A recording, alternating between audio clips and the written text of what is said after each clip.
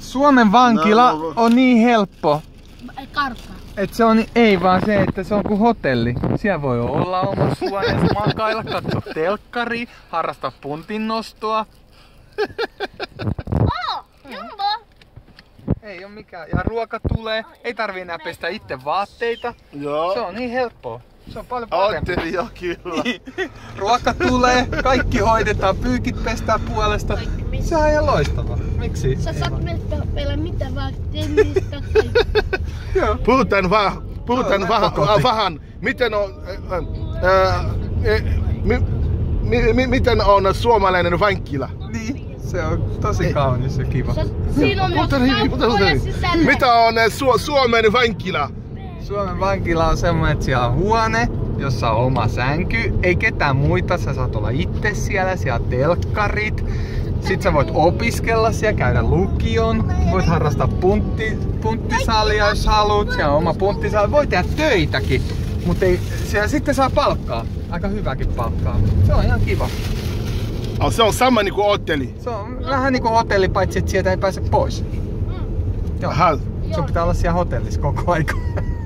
Ainut ero. Ja siksi kriminaali ei pelkää mitään tehdä pahaa. Niin ja sit jos sä tapat Suomessa tai raiskat jonkin, niin sä saat ehkä puoli vuotta vankeutta tai vuoden. Koska jos sä saat 4 vuotta, niin sä istut vaan puolet siitä, jos sä oot ensikertalainen. Joo. Ja jos oot hyvin käyttäydyt, niin istut ehkä vaan vuoden siitä.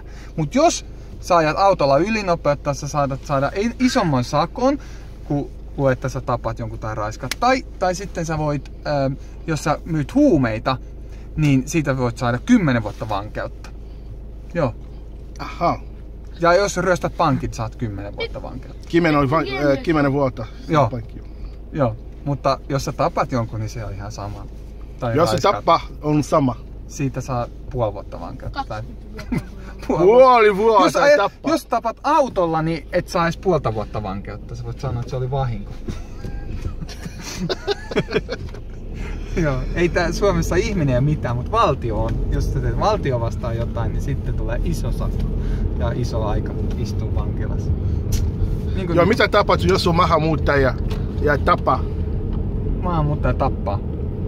Suomalainen. Suomalaisen? Joo. No sitä säälitään ja ajatellaan, että sillä oli niin kurjaa, että se... Hänellä on sama velvollisuus vankilassa tai... Varmaan vähän pienempi sanktio, koska se on niin kärsinyt siellä ulkomailla kuitenkin. Ja se on pakolainen ja sillä on ollut vaikea lapsuus ja sitä pitää ymmärtää. Ja... Jonne! Joo, se tarvii apua. Psykiatrista apua. Okei, hyvä.